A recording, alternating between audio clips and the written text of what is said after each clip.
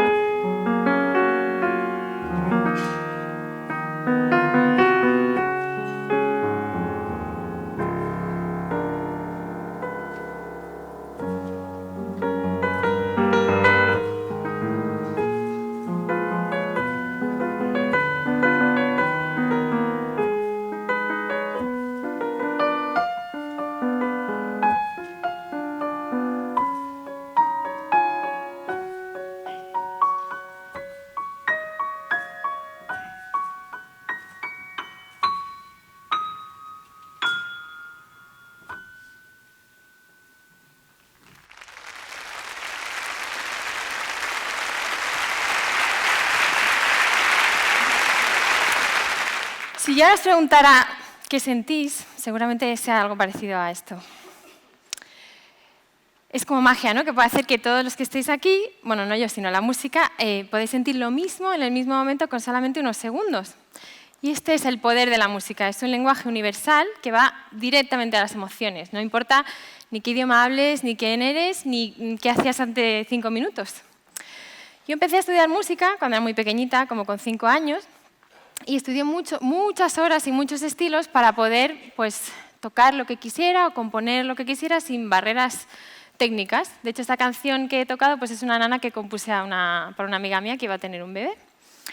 Pero este dominio de la técnica, aunque pueda parecer muy llamativo, sobre todo en algo tan bonito como un piano, ¿no? Y tan vistoso, eso es solo el principio. Esas son las herramientas que tenemos para contar algo, ¿no? No tiene sentido si no tienen pues una dirección. Y esa dirección es la creatividad. La creatividad es lo que hace que una canción que ayer no existía, pues hoy sí. O para que lo entendáis de otra manera, es lo que hace que mañana pues abréis el Spotify y tenéis 200 canciones nuevas para escuchar en el playlist, ¿no? Y esto no pasa solo en la música, esto pasa en todo. Si nos fijamos en pues, todas las cosas que utilizamos o que consumimos, no los recursos naturales, que esto hay que cuidarlos, no hay que construirlos, pero los recursos que son creados por el hombre, pues son esos, son creados por el hombre. Bien, o sea, lo tenemos gracias a la imaginación y el trabajo de muchas personas que vinieron antes que nosotros. Pero imaginaos qué pasaría si estas personas pues, hubieran estudiado mucho pues, de ciencia, de arte, de tecnología, cuando había tecnología, y se hubieran quedado ahí. Si simplemente hubieran repetido lo que ya les habían enseñado, que ya se había hecho. Si nadie hubiera tenido ese plus de curiosidad, de creatividad, de atreverse a inventarse algo nuevo, es que no tendríamos nada. No tendríamos, por supuesto, no tendríamos instrumentos musicales, no tendríamos cine, no tendríamos libros, no tendríamos móviles, tecnología, internet, edificios, libros. Bueno, es que no tendríamos ni la rueda. Y esto que parece como tan evidente, luego en la realidad, en la sociedad yo no veo que sea tan evidente, porque la creatividad es verdad que se asocia mucho a lo artístico, aunque no siempre tiene que ser artístico. Pero como está asociado a lo artístico, pues queda relegado pues, en las personas mayores a los ratos libres, ¿no? Después del trabajo diario, y en los niños a las actividades extraescolares. Cuando ya hemos hecho todo lo demás, pues nos ponemos a hacer algo creativo. Y esto pues estaría bien o mal, yo ahí no me voy a meter, pero luego lo que a mí me resulta contradictorio es que las personas a las que más admiramos y las que han construido las cosas que más disfrutamos y necesitamos, pues dicen cosas como esta.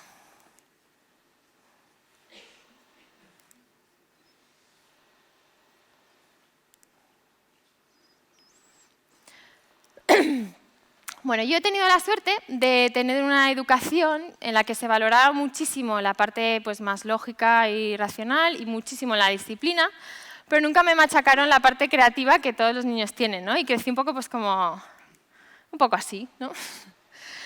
Y yo empecé, como era una niña muy creativa, pues a mis padres les dijeron, bueno, pues apunta a la música, ¿no? Entonces pues yo fui a clases de ballet y de piano y empecé a estudiar muchas horas.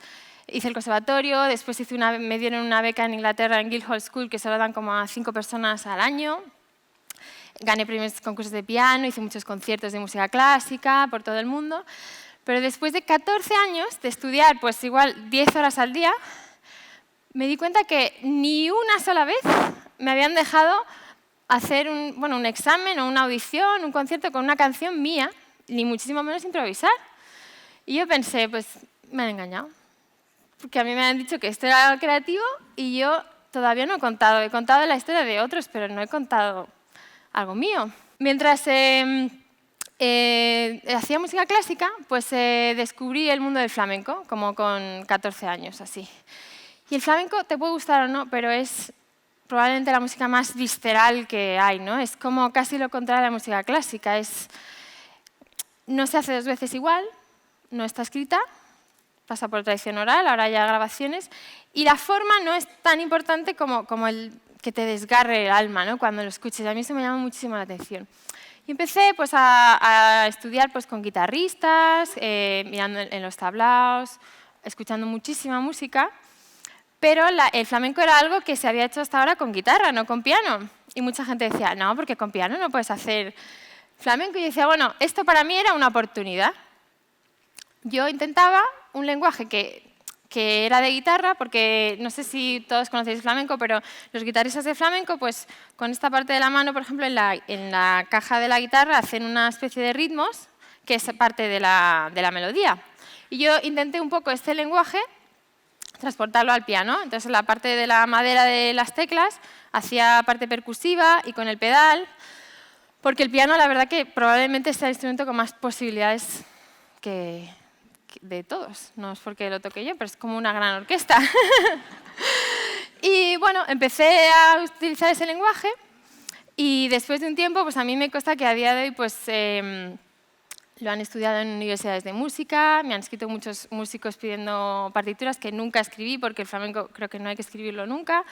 Está en los libros de historia y yo sé que bueno, será un granito de arena para las personas que vengan después y quieran tocar ese estilo de música, pues ya van a empezar desde otro punto para seguir creando lo que quieran. Y con este lenguaje pues hice un disco que se llama Flamenco Black and White con Universal, que tuvo una nominación al Latin Grammy. Estuve de telonera de Paco Lucía, conocí a Paco Lucía, viajé por todo el mundo, festivales de flamenco con mi grupo, hasta que llegó un momento pues, que yo necesitaba otra cosa, necesitaba un cambio. Y no se cambia solo porque no te gusta lo que haces, sino porque hay una motivación de hacer algo nuevo que era más fuerte. Entonces tuve la suerte que los profesores de Berklee, que es una de las escuelas, o si no la mejor, o de las mejores del mundo de música moderna, vinieron a Madrid a hacer pruebas. Y yo no había hecho ni los papeles, ni me había presentado, o sea, no. Pero bueno, yo fui y esperé muchas horas, al final toqué.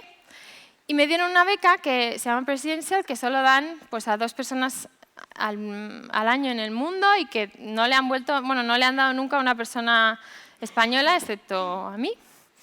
Y yo sé que esa beca no te la dan por tocar bien, porque hay mucha gente que toca bien. Esa beca, ese año, a mí me la dieron porque era lo más original que escuchaban. Y ellos tienen una teoría, bueno, como un slogan que a mí me gustaba mucho, que ellos decían: buscamos a gente que tenga algo especial que contar, que tenga un talento especial, que no se pueda aprender, porque todo lo que se puede aprender te lo vamos a enseñar en Berklee.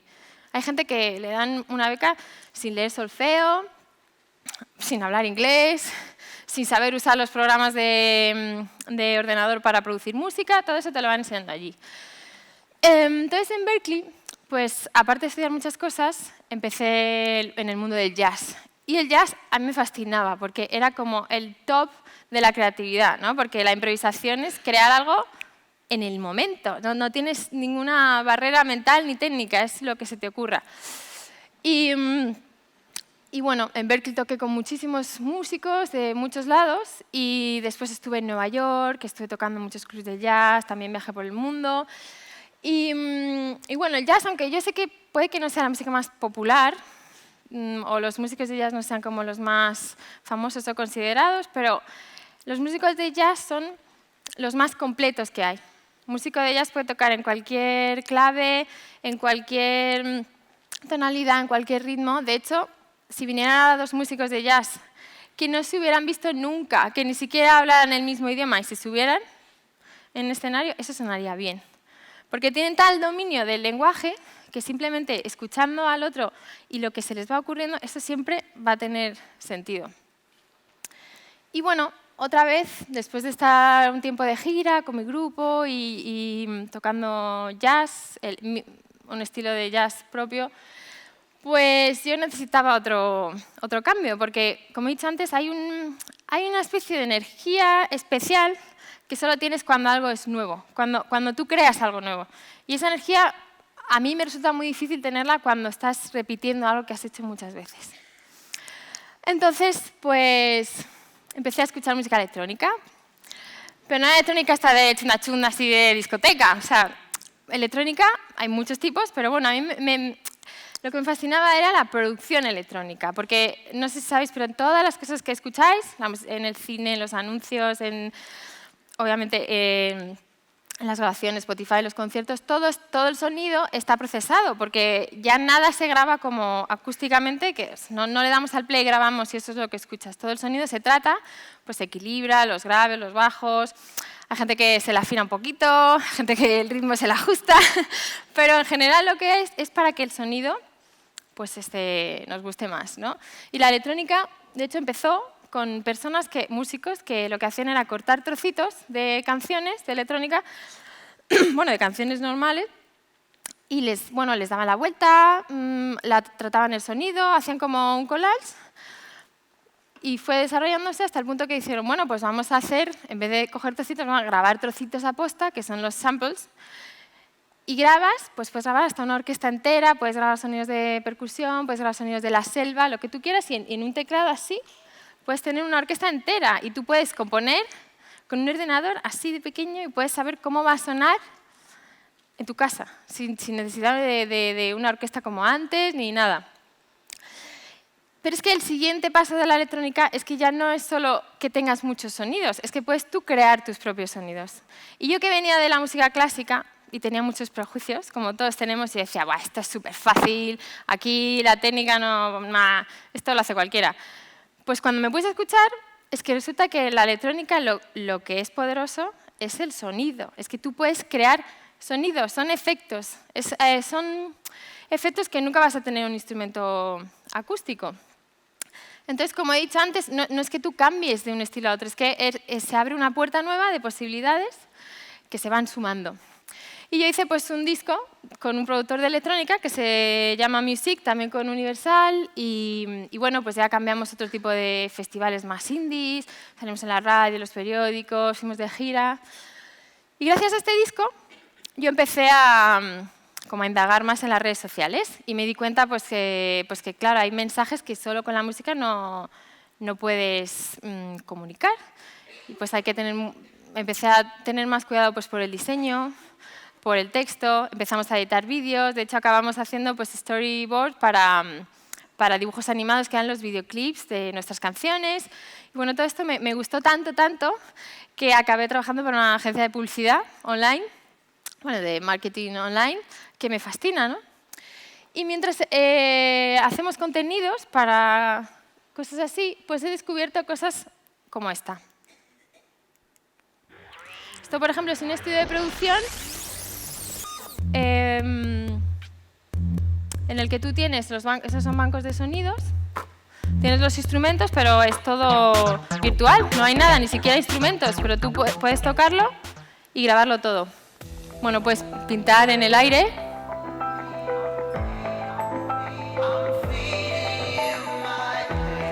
Los videojuegos, obviamente. Bueno, pues salvar vidas.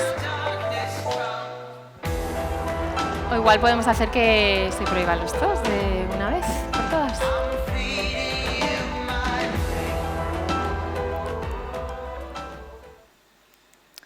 Bueno, y la conclusión es que tenemos la suerte de vivir en una época en la que la tecnología pues, va de camino de hacer realidad casi cualquier cosa que tengamos en la imaginación.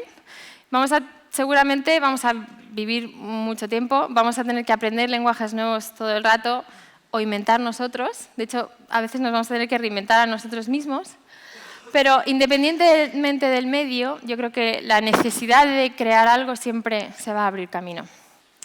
Y ahora, para poneros un pequeño ejemplo de lo que la tecnología puede aportar a un instrumento acústico como el piano, pues vamos a tocar una canción y para ello necesito que venga al escenario Jorge Barrallo.